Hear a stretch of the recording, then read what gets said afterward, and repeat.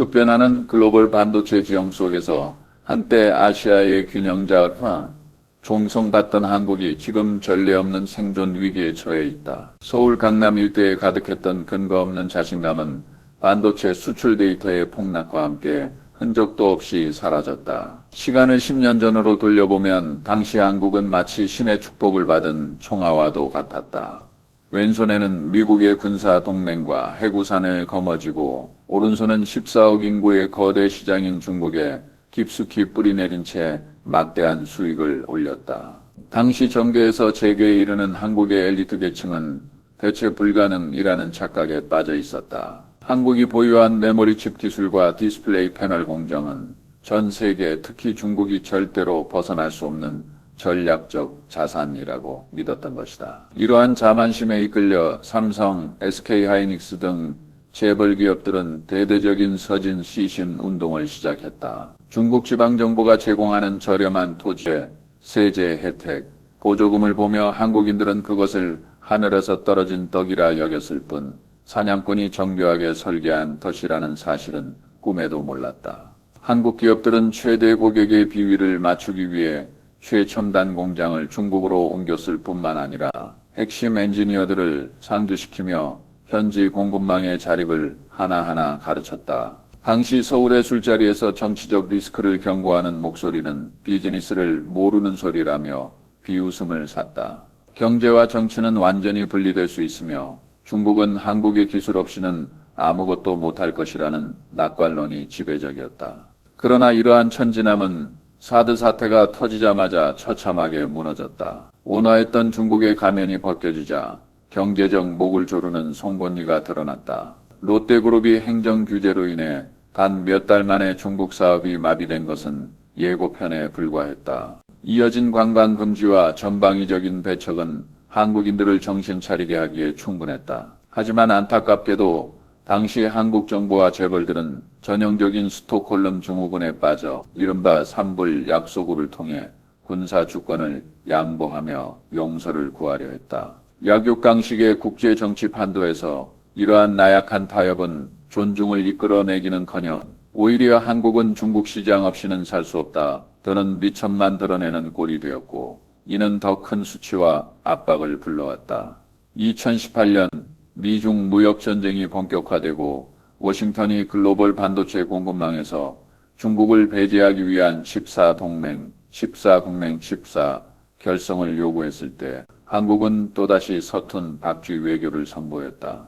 겉으로는 미국에 순응하는 척하면서 뒤로는 워싱턴을 집요하게 설득해 예외 권한을 얻어내려 했으며 두 거인 사이에서 양다리를 걸쳐 실리를 챙기겠다는 환상에 젖어 있었다. 이러한 투기적 신보는 손절과 전략 재배치의 골든타임을 놓치게 만들었다. 마침내 2024년에 혹한이 닥치자 급소를 겨냥한 참수작전이 공식적으로 시작되었다. 중국 시장에서 귀빈 대접을 받던 한국 반도체 영업사원들은 위챗 단톡방이 고요해지고 이메일이 무시당하는 현실을 마주했다. 그 자리에는 국산 우선이라는 차가운 명령이 들어섰다. 한국 당국은 비공개 그림자 할당제라는 행정지침을 통해 자국 폐비 생산할 수 있는 장비라면 성능이 다소 떨어지더라도 무조건 국산을 사용하게 하거나 한국 장비 한 대를 살 때 국산 장비 한 대를 끼워 팔게 하는 전략을 강요했다. 이러한 치밀한 계산 뒤에는 EUV 노광기와 같은 도저히 따라잡을 수 없는 최첨단 기술에 대해서는 미국, 일본, 네덜란드에 여전히 예우를 갖추되 한국 기술은 지난 10년간의 협력을 통해 이미 속속들이 파악했다는 자신감이 깔려 있었다. 스승의 핵심 기술을 다 배워버린 뒤 늙은 스승은 가차없이 문 밖으로 쫓겨난 셈이다. 데이터는 이 비참한 퇴조를 극명하게 보여준다. 2024년 한국의 대중국 반도체 장비 수출은 반토막난 반면 중국의 글로벌 구매 총액은 오히려 증가했다. 이는 한국인의 이름이 구매 명단에서 조직적으로 지워지고 있음을 의미한다. 이러한 고부 반응은 칩에만 국한되지 않았다. 디스플레이 산업에서는 BOE 등 중국 기업들이 막대한 정부 보조금을 등에 업고 무차별적인 가격전을 펼쳐 한국의 양대 산맥인 삼성과 LG를 벼랑 끝으로 몰아넣었고 결국 LCD 시장은 중국에 완전히 잠식당했다. 배터리 산업에서도 아이트리스트 정책으로 인해 한국 3대 고장들이 수백억을 투자한 공장들이 하룻밤 사이에 쓸모없는 고철로 변했다. 정책 장벽 앞에서 기술 우위는 종이장처럼 무력했다. 더욱 파괴적인 것은 뇌사 수준의 기술 유출이었다. 수천 명의 한국 엔지니어들이 고액 연봉의 유혹에 넘어가 대안으로 향했고 수세대에 걸쳐 축적된 산업의 결정체를 고스란히 넘겨주었다. 이들은 경쟁사의 수율 문제와 공정 최적화를 돕고 나면 이른바 착즙기 모드에 걸려 모든 가치를 빨린 채 버려졌다. 한국으로 돌아와도 업계 블랙리스트에 올라 인생이 파멸에 이르는 경우가 허다했다. 2025년 한국인들이 10년간의 긴 꿈에서 깨어났을 때 마주한 현실은 국가의 가장 돈줄인 산업이 통째로 약탈당하고 국내 제조업 실업률이 치솟으며 중소기업들이 줄도산하는 참경이었다. 막다른 길에 몰린 한국반도체협회 대표들은 과거의 오만함을 내려놓고 살 길을 찾기 위해 서둘러 타이베이로 날아갔다. 불과 몇 년 전만 해도 대만은 파운드리 뿐이고 시장도 작다며 비웃던 이들이 이제는 신주과학단지에서 잔뜩 미소를 지으며 민주주의의 진영과 공급망 동맹을 언급하며 TSMC 공급망에 끼워달라고 읍소하고 있다. 그러나 무너진 신뢰를 재건하는 것은 파괴하는 것보다 훨씬 어렵다. 대만 업계는 냉담한 반응을 보이고 있다. 한국의 이익을 위해서라면 언제든 다시 배신할 수 있는 기회주의자라는 사실을 뼛속 깊이 알고 있기 때문이다. 일본의 태도는 더욱 엄격하다. 역사적 앙금과 산업 구조의 중복으로 인해 그들은 공유한 핵심 기술이 한국을 거쳐 다시 중국으로 넘어갈 것을 극도로 경계한다. 결국 미국, 일본, 대만의 핵심 정례 회의에서 한국은 참석조차 거부당하는 처지가 되었다. 한국이 이처럼 안팎으로 천덕꾸러기 신세가 된 근본 원인은 지정학적 리스크에 대한 오판과 단기 이익의 눈먼 탐욕에 있다. 반면 대만이 핵심 경쟁력을 지킬 수 있었던 이유는 양다리르라는 환상을 애당초 품지 않았기 때문이다.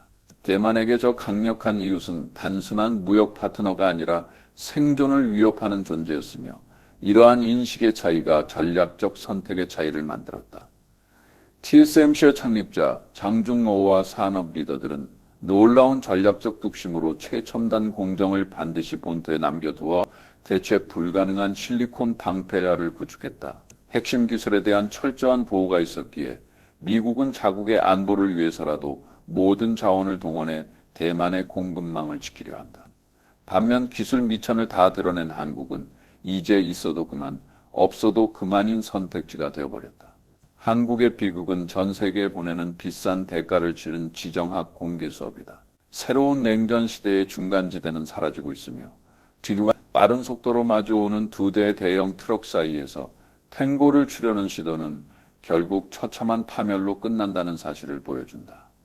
이른바 최후의 만찬은 달콤한 사탕 발림으로 포장되어 있지만 그 본질은 상대를 길들여 가둔 뒤 잡아먹는 양투설의 통제 도구일 뿐이다. 이제 글로벌 공급망의 논리는 효율 지상주의사에서 안보 지상주의사로 바뀌었다. 관건은 시장 점유율의 크기가 아니라 당신이 믿을 수 있는 고리익행가 하는 점이다. 대만은 단일 시장에 대한 기형적인 의존에서 벗어남으로써 압박 속에서도 쓰러지지 않았고 오히려 가치를 고수한 덕분에 체질이 더욱 건강해졌다. 2025년 대만의 수출 구조는 질적인 변화를 이루었으며 미국, 유럽, 일본으로의 수출 증가가 대중국 의존도 하락을 상쇄하고도 남았다. 현재 한국은 온몸에 상처를 입은 채 갈림길에 서 있다. 핵심 공급망에 다시 합류하기 위해 치러야 할 시간과 비용은 막대할 것이다. 이는 단순히 반도체 산업의 흥망성쇠를 넘어 모든 자유세계 국가들에 보내는 경고장이다. 심연을 너무 오래 들여다보지 마라. 그 속으로 뛰어들어 수영하려 들지도 마라. 그 심연 속에는 괴물뿐만 아니라 결코 채워지지 않는 거대한 위장이 도사리고 있기 때문이다. 허리를 꼿꼿이 세우고 핵심 기술을 지켜낸 자만이 진정한 존중을 얻고 자신의 운명을 개척할 수 있다. 존엄을 팔아 이익을 얻으려 했던 이들은 결국 이익도 얻지 못하고 존엄마저 송두리째 잃게 될 것이다. 격동하는 난세 속에서 깨어있는 정신과 독립성, 그리고 핵심 가치를 수호하는 것만이 유일한 생존의 길이다.